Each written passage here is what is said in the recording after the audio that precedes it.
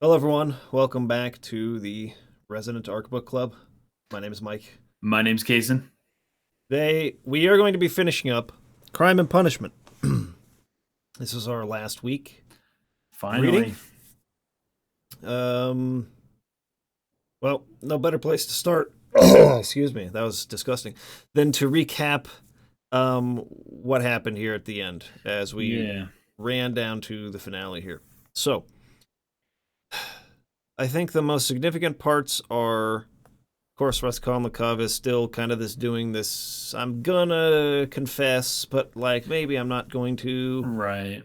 back and forth thing. And then Porfiry Petrovich comes and visits him at his place, appearing to apologize for Yeah. giving him a hard time. And then that Basically just implying that he thinks he's innocent. and then that just slowly devolves into like, listen, mother effer, I know you did it. Yeah, yeah. Effing confess. I love how he does it too. He just like it's slowly and our character Raskolnikov's just losing his mind the entire time. He's Yep. just like, what is happening? And finally the guy's like, anyways, I know exactly who did it. I know who did it. And Raskolnikov's who did it? Who did it? Trying not to sound suspicious. And he's like, you. And he was just like totally out of left field. So cool. I loved it. Yep. Again, really well, I think, written psychological game that the Yeah. police often do play with people to try and get them to confess. And Mm. Porfiry is just good at it. He knows exactly like how Yeah. to pace and how to play with the emotions, and eventually gets him to confess without straight up confessing. It's like, but what if I Right. leave? What if I go to America? Like, what if I like take off? He's like, Yeah. yeah, you're not gonna take off. I don't He give a even fetch. leaves some kind of hint at the end where he's like, "Hey, and if you're thinking maybe you're gonna kill yourself, like I can't remember exactly how he put it, but he's like, you're like it's fine, like it's not gonna happen anyways. Like I'm not worried about that." Yep. He's Really interesting. basically like creating the idea, like psychologically in his mind, that he knows what he's going to do next. He's five steps ahead Yeah, of him. yeah, And exactly. whether or not he is, he's at least trying to establish in Raskolnikov's mind that he is, so Yeah, that's just a subtle method of manipulation. So, anyways, then he's like, okay, yeah, I'm going to confess. So let me go take right. care of everything. I got to go say goodbye to Sophia or Sonja, and I've got to say goodbye to my sister, and I got to Dunya and say his goodbye to my mom. Yeah, mother. But first, I'm going to go over to Svidrigailov's place and like find out for real what's going on there with my sister, like what his plans are against her, right? yeah, And he kind of runs into him semi on accident, like he was looking for him, but then like ran into him suddenly and was like, "Oh crap, yeah. he's following me," or at least it seems that way to him. That's one of the crazy parts where he's apparently Svidrigailov had told him ahead of time where he would be that night, and Raskolnikov just forgot because he's in this Yeah, mind prison that he's made where he's just like in limbo basically. Well, maybe limbo is not the right word. He's in a bad place. like a And he's yeah. like, what the heck? And the dude's like, dude, I told you I was gonna be here. Like, what do you mean? Anyways, it was funny. But That and guy this was is crazy, by the way. yeah. So Sneaker guy loves I insane. kind of have two things to say about this. One, Yeah. that whole freaking like conversation that led to Raskolnikov's increased suspicion that he was going to try and hurt his sister somehow, to Right. where he tries following him from there. And Svigailov's obviously like flustered by it, like, what are you following me for? But then plays it off like, see, I'm just going to get some money, and then I'm just going to go over here and do Yeah. this, and then I'm just going to get into the carriage. And then he gets in Right. the carriage and he's like, you're going to keep following me or whatever? And he's like, no, fine, F you, I'll leave. And as soon as he does that, the carriage goes around the corner, he gets out of the carriage, and like freaking like goes and meets his sister. I thought that sort of like handoff in viewing using film terms from point of view Oh yeah. um, was really, really well done, because like he's such a hard character to read. Like, there's something off about him. There's something malicious and nefarious there. Yeah. But he just seems to not really do anything, and he just like you can't break his shell. You can't get into his mind and figure out what's going on in his head. And so eventually you just kind of give up on it. And so many times during the conversation, I wanted to give up on it. I was like, why are you still sitting here? Just leave. But that's what he wanted him to do, because he was supposed to be meeting Dunya that night and didn't want him around. So he's saying all of this to get him pissed off so he'll just go away. So he's such an interesting character in that regard, because like how much of it is really how he thinks and feels, and how much of it is just being said to be a troll and get you to just go trolling away. him. It's really hard to read him.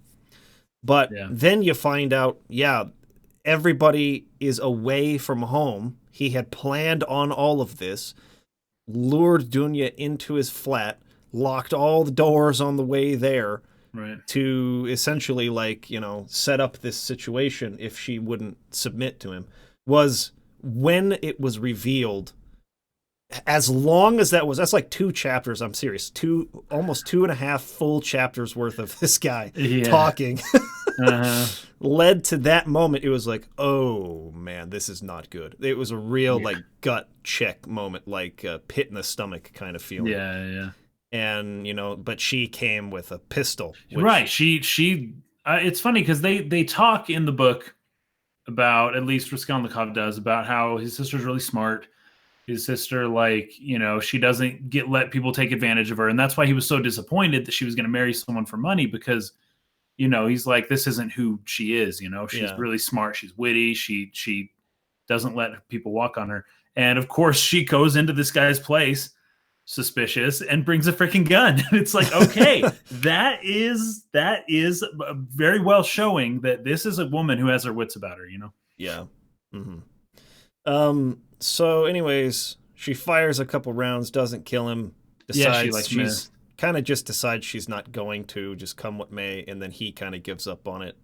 Right. Lets her go. He I don't know. It's like he didn't think she'd reject him that hard.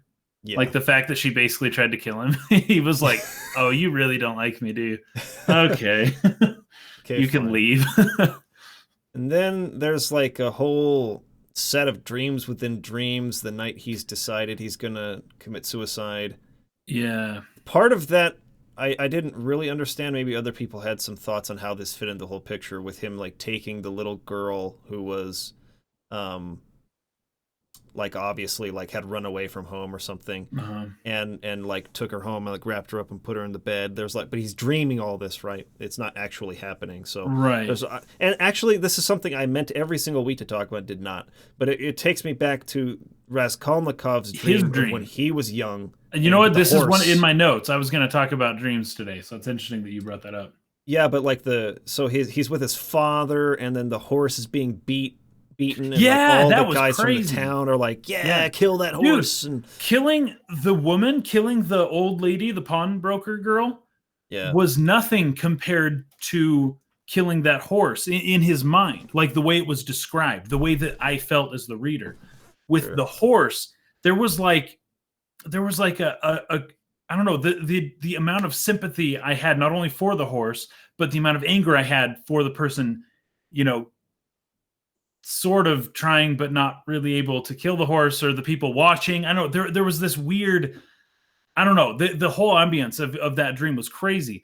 And then when he goes in to kill the human being, right, the actual person, it was done in such an interesting way, where it was it was just done and over with.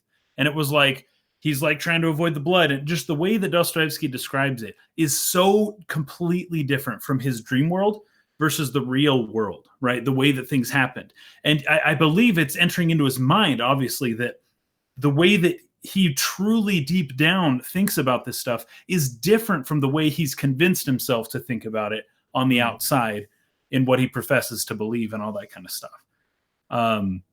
And I think his dreams are a big part of that. His dreams are more indicative of, this isn't right. And then the way he acts is oh no, this is right, and I am doing it for this reason. And there's just a huge incongruency there. The dreams being where you get the true instinct of the person. Exactly. The actual their facade that they put out, when they're awake or whatever. Greg says That fucked me. Svidrigailov is a foil to Raskolnikov. He's an example of Rasky Yeah, yeah. going down an even darker path and being unable to grasp his guilt before finally killing himself. Also, it's super hard to type and listen to you guys. Sorry, man. That's an interesting thought, and one that I did. It sort of passed through my mind as I was going through this week. Was like the way it was pretty obvious that there were certain points where um, Dostoevsky was placing Raskolnikov in a position to look down upon or judge Svidrigailov, Yes, but was also that happened many times. fascinated with him because maybe he sees something there about himself. Like he's like, I don't want to be him. I don't want to, but am I? Kind of a thing, like Right, an exactly. Yeah. obsession. Like, am I? Is this a reflection of myself, or can I say no? You are a freaking perverted, like, like completely degenerate person. Right. But then the way that Svidrigailov kind of bounces back, how's a murderer going to say that about me? Exactly. And that's the most interesting thing because Dostoevsky's got his little like theory, right? His whole like the great and important people can do this and other people can't. And here he is seeing somebody who, at least in some way on the surface, probably mockingly though, because he overheard his whole talk and all that kind of stuff, was he kind of quotes Raskolnikov back to him like several times, Yeah. and Raskolnikov's like, what? So probably just through being a troll, but at least in some way he kind of resembled that, like, well, you weren't as high and mighty as you thought. You're weak, right? You couldn't end up doing that thing, but who's to say that I'm not one of the high and mighty people that can kind of do whatever I want to do? And Raskolnikov's like, no, that's not how it works. But because it's his actual family, it's his sister, it's different stuff they're talking about. That doesn't sit well with him. But he's not one of the great strong people. He's weak. He admits it himself. Mm-hmm. Is this guy one of the strong people? This guy's a jerk. This guy sucks. Like this guy's Yeah. terrible. But in his theory, if you're not one of the strong people, how can you tell who is and who isn't? Yeah. Vishalak says the horse was innocent, but the loan shark, forgot her name, was kind of a corrupt douche.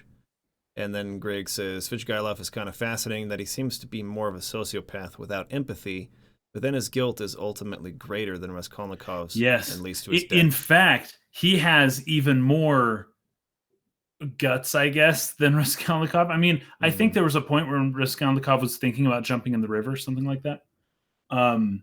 And he ultimately ends up not doing this, but Svidrigailov actually does go to like the lengths to end his suffering in a way that Raskolnikov just couldn't bring himself to do. Right. Really interesting. Yeah, so we get that whole part. He commits suicide, and then Raskolnikov goes, says a final farewell to his mother. I thought that scene was actually really well written. Yeah. Kind of just him, again, having this, like, duality to him. Part of him falling into this, like, loving kind of person that I think he was at his core underneath. Right, that he could have been, yeah. In the presence of his mother's crying and stuff like that, but then like midway's like, no, like I hate this pity, and I hate the, but then like kind of, oh, no one's looking, so I'll kind of, be open and vulnerable with my mother for a minute here, kind of a deal, sure. right? So I liked that a lot, and then obviously he goes back home. Dunya's waiting for him. They have a conversation. Again, he has a minute where he seems like, yeah, I'm going to go confess and I'm going to go turn myself in, but then he'll be like, see, but it would have been fine if I was just actually an extraordinary person. There wouldn't have been a problem. I could have just. He continues almost to the end of the book. He continues to.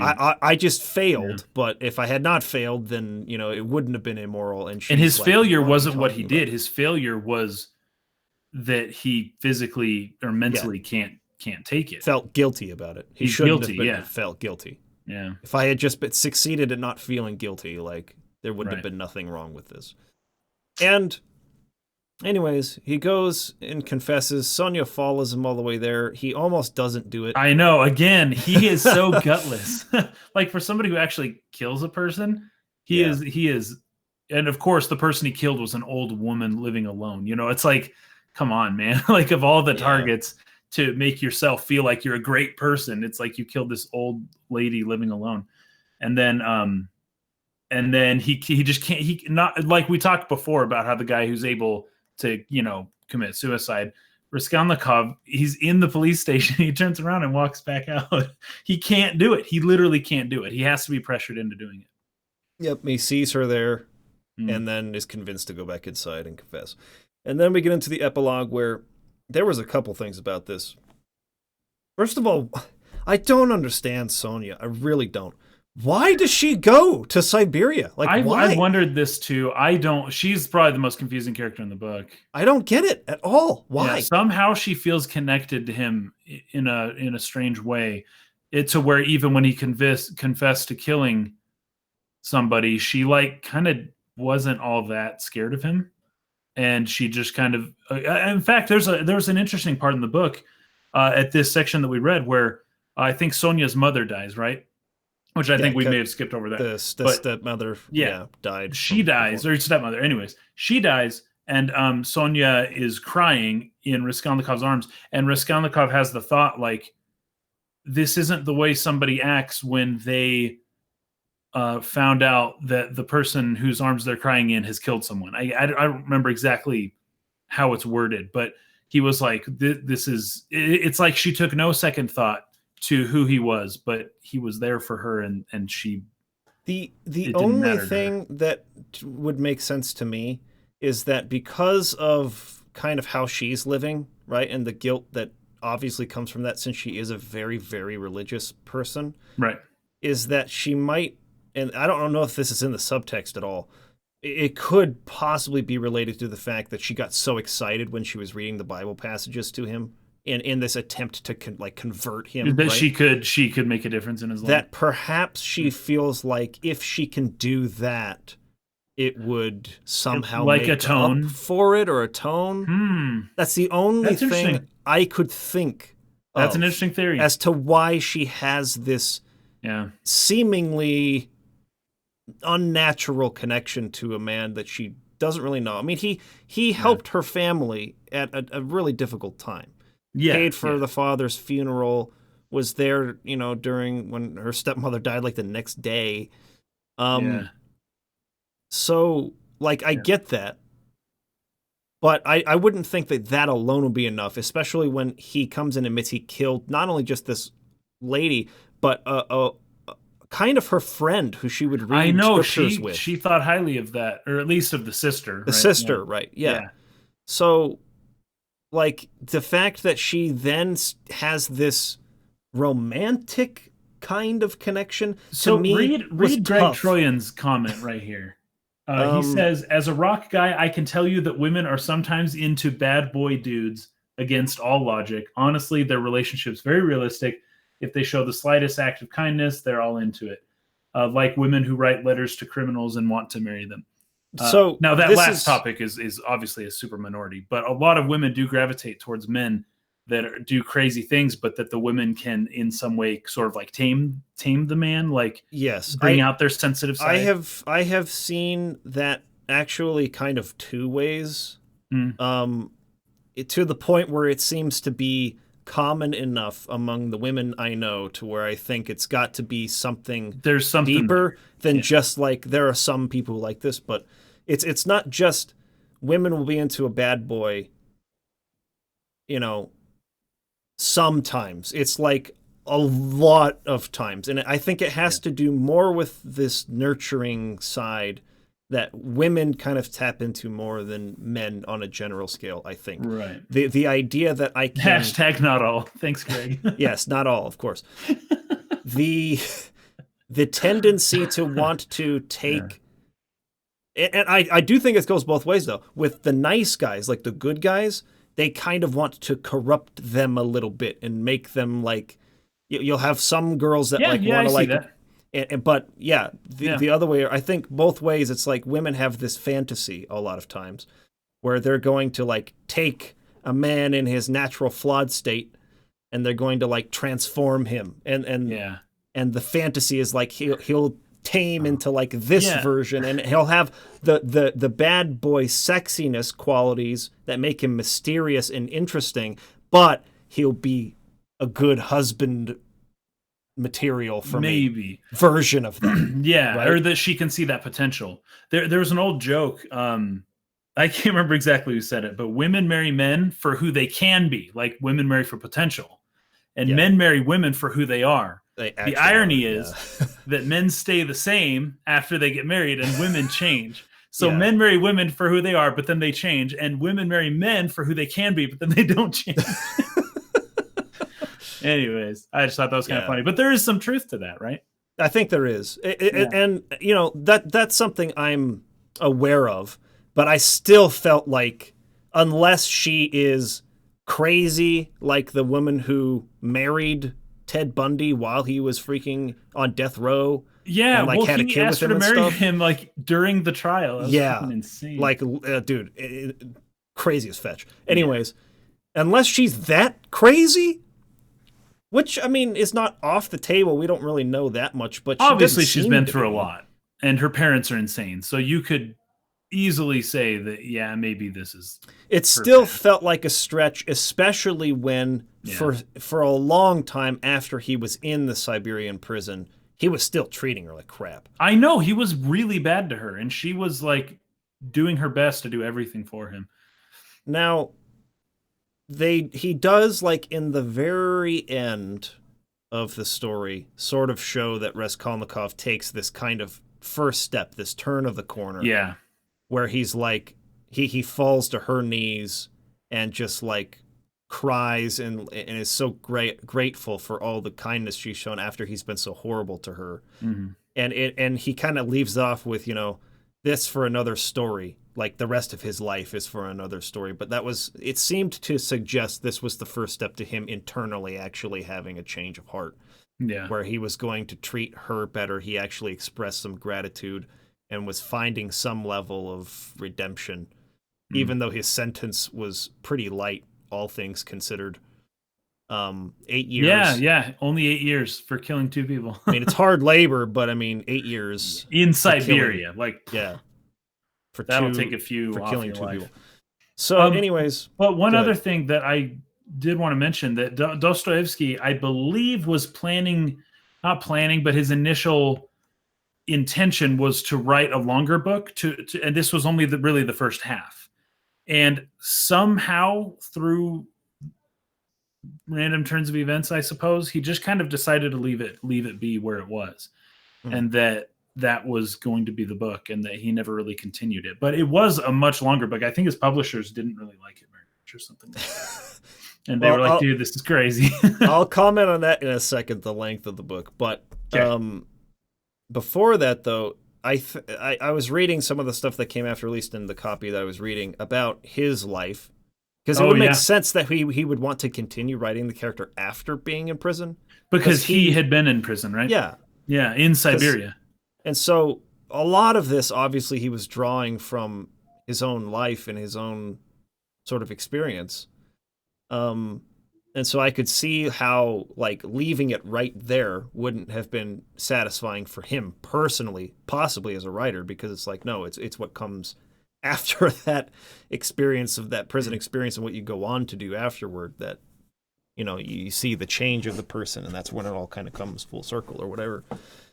But he kind of just leaves it off on this potential, like, see, like we're starting to turn it here. Like the character has finally had like almost like a moment of an epiphany for how much this woman is doing for him and how awful he's been to her, and that I think was the first step necessary to like humble himself enough to really like change. But as for whether that happens or not, you know, who knows, kind of a thing. I guess in a lot of ways that just wasn't really the point of the book. And he was like, you know, once you get to this point, he's described an entire process, and, you know, he did what he set out to do, I guess. Yeah.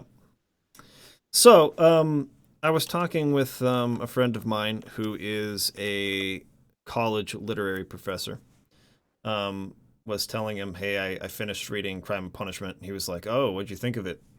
And I explained, a lot of the things we've talked about in our discussions, but kind of got to the, I feel like he goes and goes and goes and goes at certain points with like just like kind of characters like talk, and I feel like we could get the same sentiment or the same idea with a lot fewer words. Sure, yeah. And he I don't know if I could really show this off, but imagine, if you will, he was like, here's how I see literature from like different areas or whatever. So it's like American literature, you have point A, and we have a line that goes over here to point B. It's like, we know we're going this way, we have momentum moving this way, and things happen in between, but we're always moving along the line here, and we kind of like see and have an idea of where it's going. He was like, if you read Spanish literature, like Don Quixote, and he just starts like scribbling all over the page. It's like, and then all of a sudden it just stops. And it's like nowhere close to where point B is, right? It's just like, it just completely random all over the place. He was like, for me, Russian literature is like a slow spiral out from point A. And we get this side character's perspective, and we come back around this way, and it's just this spiral that eventually the spiral got big enough to where it kind of ran into point B. Yeah. But it's just this long so you make progress, and then that's interesting. Actually, I can see that. I can see that. And eventually get there. And I thought that was probably the best way to describe how I felt about the book. Yeah. Is that like the setups all had payoffs. Yeah. So it wasn't like anything that was there shouldn't have been, or would have been better if it was cut, or like the scenes were all necessary. I feel it was just the slowest freaking possible way of arriving to point B that you could have, which is this continually spiraling motion. Yeah. I wonder if it was written in a more Western style, if it would have had the impact. Because like everything about the book is sound, like the philosophy, and he's just a really good writer. The characters seem very, very believable. But I wonder if in some way the book was a lot shorter, and it was like, hey, what's your point? Just get to your point, right? And he just did it that way. If it would really be as important a book as it is now, because a lot of the depth of that book comes from the internal workings of the characters' own minds. And that is often expressed through their dialogue. And he's not afraid to include all the ums and uhs and I don't knows and all that kind of stuff that most Western authors just kind of, like Aaron Sorkin, would never write into his script. We talked about that last time, I think. But what's funny to me though is that, almost to the text's own admission, like half of the dialogue is nonsense. Yeah, like, but that is part of these, right? The realness of these characters is the nonsense. It's kind of funny. Well, because it's just funny that it's like, but I'm speaking nonsense. I don't know how many times they freaking said that. Yeah, especially when they're drunk. Oh my gosh, there was a line in the book that said, and there was a woman, I can't remember who it was, if it was Sonja, I can't remember who it was at all. But it says, and then the woman, as women do, finished her drink in 20 it was the number 20. There was like 20 gulps from the wine glass or something like that. Oh my gosh, I can't remember what it was. It was freaking hilarious though. It was like the book is obviously like heavily influenced. All these actions are heavily influenced by alcohol. Yeah. We had Colin Peluso here saying, are you saying that Dostoevsky has the writing style of Persona 4? It's not quite like that, no. It's better. Because a lot of it is nonsense, but it is there for the purpose of adding an element of realism to the way people actually interacted in that culture, in that time. We talked about the letter, like his mother's letter, I think in the first week, how long that letter was. Oh yeah, it was like 15 pages. Yeah. And it was like, in a world where you don't have instant messaging, or you can't call somebody up and talk to them on the spot. Right. It makes a lot of sense. You would write long letters. Yeah. One letter per month or something like that. Yeah. Yeah. So, I get that to like a large extent being a big part of it and being necessary. I still feel like a lot of it could have been trimmed, and you wouldn't miss Sure. anything. You really wouldn't. But that's my question. Like, you're probably right. You are probably correct. But I do question whether or not you would miss anything. You wouldn't miss a plot point, but would you miss I'll put it this way. something? I think you'd miss something. There Important. was 2.5 chapters at the end of the book dedicated to Raskolnikov and Svidrigailov's conversation in that tavern. Yeah. I mean, one And all half the of while- a chapter was him finding him there. Then the rest of that chapter was them talking. Then Yeah. the entire next chapter was them talking. And then the half of the next chapter was him following him out, and then the whole So, Dunya situation. I do have something to say about that, because that conversation, now it's not quite to the level of the conversations that he would have with what's his name? Oh shoot. I have to look this up now. Porphyry.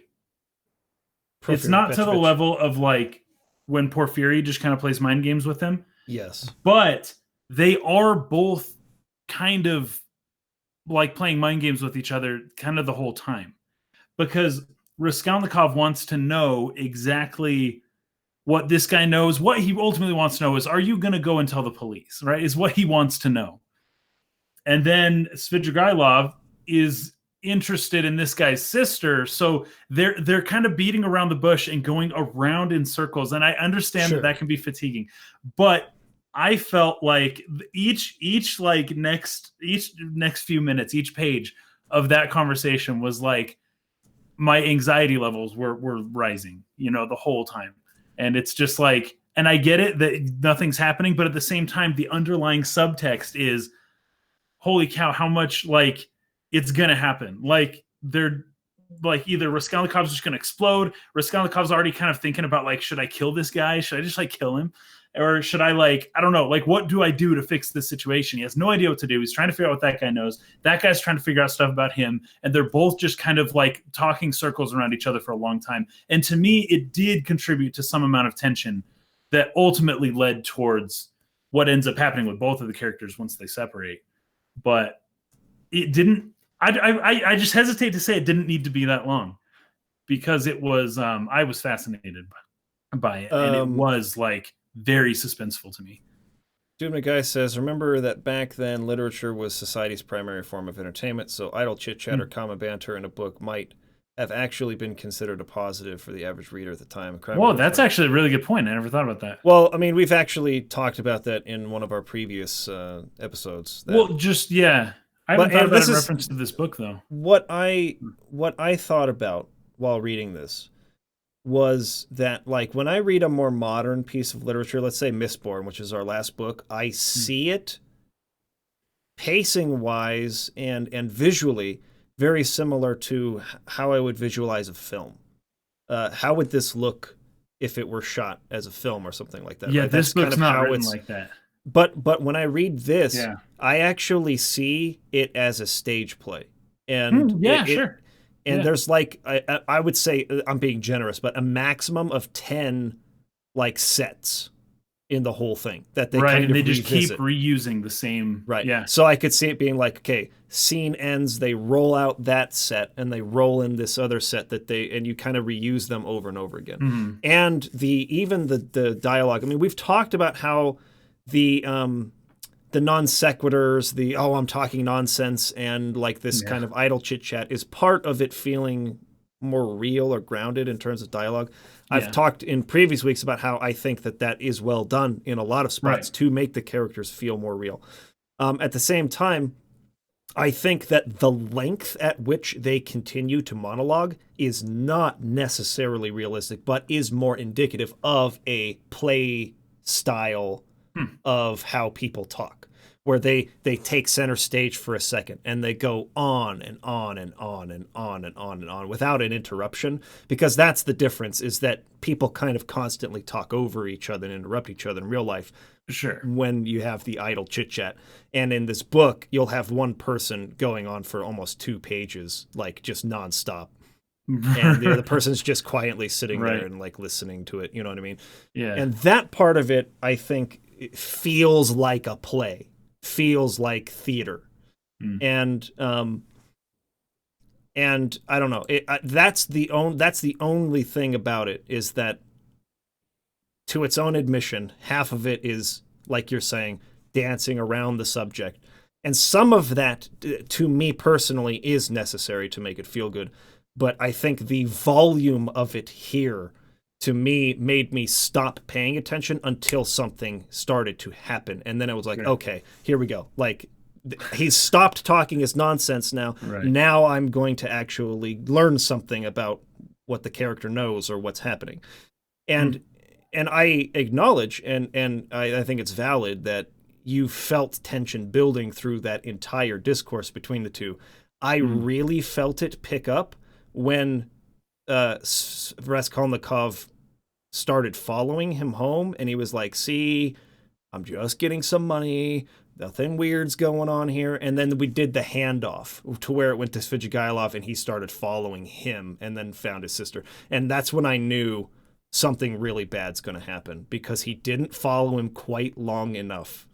And now, yes, now we're seeing the real thing Svidrigailov was hiding this entire time. Now we're going to find out what was really in this dude's mind since we met him in the chapter where he showed up at Raskolnikov's flat and was like, hey, I know you're not sleeping. Like, talk to me.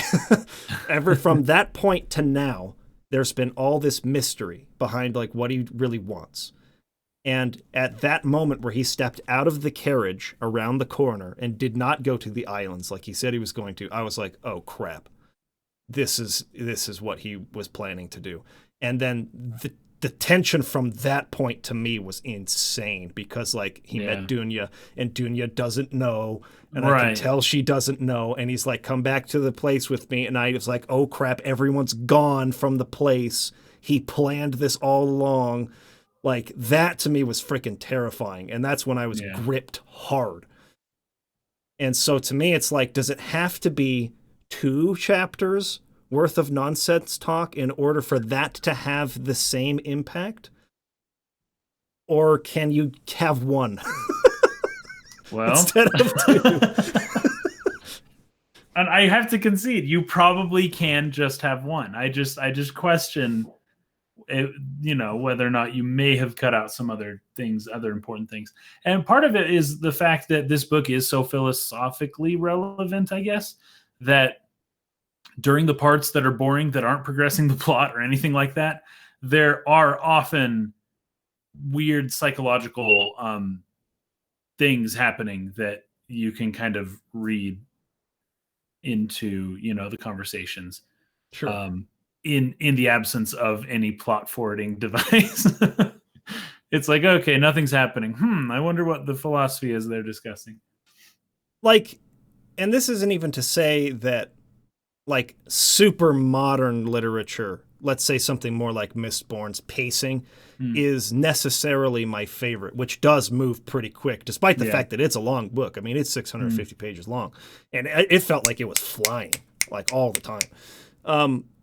We're about to read next week The Silmarillion, which was written, well, it was published like pretty recently. 77 is when it was published. Oh, I thought it was newer than that. 77. Anyways, but this is from an author who was writing in the 1940s and 50s, right? I mean, this guy, the pacing of novels back then was not what it is now. There wasn't like this lightning quick pace. I think there was a nice balance between like the way Tolkien paced things and wrote. Like, a lot of modern readers would find his work really boring. Oh, and I don't. I think that his pacing's excellent. I think that Dostoevsky's is on like another level. So it's not like, it's not that I think it needs to be paced lightning fast, or that we can't have really, because I tend to really like even in television shows I'm watching or anything, I get really hooked in the dialogue, in the talking back and forth, in the character moments. And when the action comes on is when I kind of stop paying attention. I've found now when I'm watching movies, I see myself glazing over, thinking about something else when the action's taking place, and I get really into it when the characters are talking to each other, which is opposite from how I was as a kid growing up. Right, I wanted to see the space battles, I wanted to see the fighting, I wanted to see the action parts. So it's not that. That's not what bothered me about Crime and Punishment's pacing. It was that. Anyways, I think I'm repeating myself. I think you know what I mean, but I know what you mean. Yeah. And Tolkien does strike a great like middle ground. The only times where you really think in Tolkien that is this really relevant are like the songs that do go so many pages. Yes, that I agree with. And it's like, is this relevant? And it's like, well, define relevant. It's not super relevant to Frodo and the mountain, but it is relevant to the history of the world. Well, and this location they're in right now. So yeah, like or where they happen to be at. Yeah, you know, bringing context to this world they're in. But I do agree the songs were probably not necessary. But yeah, how much time he spends in the Shire in Fellowship, for instance. I mean, it's a long freaking time. Like, I never get bored reading that section, and that's a long freaking section. But anyways, the whole point of bringing up Tolkien is that I downloaded the Silmarillion with the Audible, so I have them linked up so I can listen to the audiobook and read, like the text moves at the same time. I found that really helps me when I'm like at the gym, so I can do two things at once, kind of. Oh, nice, yeah. But I really, it struck me that Crime and Punishment is a much longer book than the Silmarillion is, like much longer. And this book covers like what 2,000 years of history. yeah. And this book covers a few days or weeks or a month or a couple months at most, I guess. I don't know. I wasn't really like totally sure like what the time period was. I think it was a couple months. Probably like a month, but I can't really. But this is mostly internal dialogue, people's thoughts and conversations, and like all the things that happen in the Silmarillion in a shorter space of time when considering page number, word count, that sort of thing. Right. I'm not saying, again, this is not to say that Crime and Punishment should have been 100 pages or something. I'm not saying that. I'm just saying that it struck me that a guy who has a similar penchant to be to have a lot of filler and to really give you tons and tons and tons of context for things that may not seem totally relevant to the main plot. Even that guy is writing a lot less than this guy. The long-winded types. Yeah. This is even beyond that. I got you. That's all I'm saying. Well, I don't really have anything more to say here. I think we've covered it pretty well. We gradually hit on all the main points, and overall, I like this book. I understand why it's like a historical bestseller and a very influential book. But it definitely is old. It has aged. I'm really glad to have read it. Yeah. There's a lot that I picked up on, especially with I think my favorite moments were those between Porfiry Petrovich and Raskolnikov. Those were crazy. Those were really well done. Yeah. The psychological games happening there, and actually to a large extent with Svidrigailov and Raskolnikov as well. Yeah. As long as some of those sections tended to be, there was still a lot of good subtext happening in those conversations. The subtext to me is like, oh, it's so important in good writing. Like, you should never have the characters just say exactly what they think and feel all the time. Exactly. Don't ever do that. Because people don't do that. Genius. The whole book is basically subtext. Like, yeah, we don't just say what we think and feel all the time. We often will say something and we really mean something else. And Crime and Punishment was excellent with subtext. Excellent with subtext, especially between Porfiry Petrovich and Svidrigailov, or not Svidrigailov, Raskolnikov. So very realistic. good stuff. Really good human psychology in all of that. Yeah. And just a really interesting story that it's refreshing to read something like this when I guess maybe the norm all around you when you're watching trailers for stuff that's trying to get your attention, like go watch this movie, come watch this show on TNT. It's so filled with violence and action and like world threats and like all kinds of just really big stuff. And so when you read something and you can be interested and you can follow it and you can be captivated by something that has almost none of that in it, it just shows you like how much deeper and what a large well there is for the kinds of stories that can be told that you don't really see, because the stuff that's picked and the stuff that's funded in today's sort of like entertainment industry is just trying to outflash the thing that came before it, rather than trying to like really get into the human element.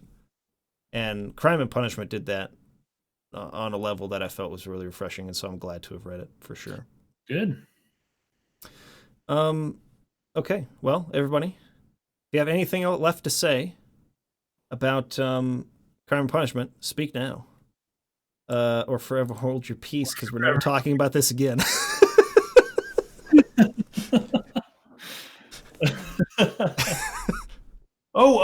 What page number are we reading to for the Silmarillion? Right. So I measured it all out, and since everyone's going to have different, probably like editions or whatever, there's so many versions of it. Yeah, let's end on a chapter then. We're going to stop at chapter 10.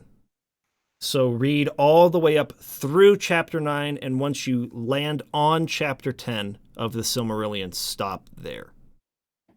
Great. Let me see what that chapter's called again. 1 second. I looked it up last night, but I just don't remember what the chapter's called. There are people talking out there. Okay, table of contents. Chapter 10 is the Of the Sindar. Oh, nice. Okay, so yeah, we've got everything, including Einlundale, Einlundale, the Valaquenta, Maya.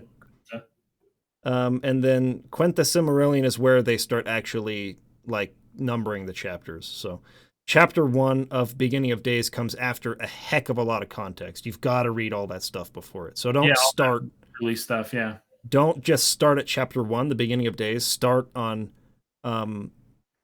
Ainulindale. Read that. Read Valaquenta, and then you get to the Quenta Silmarillion, chapter 1, Beginning of Days.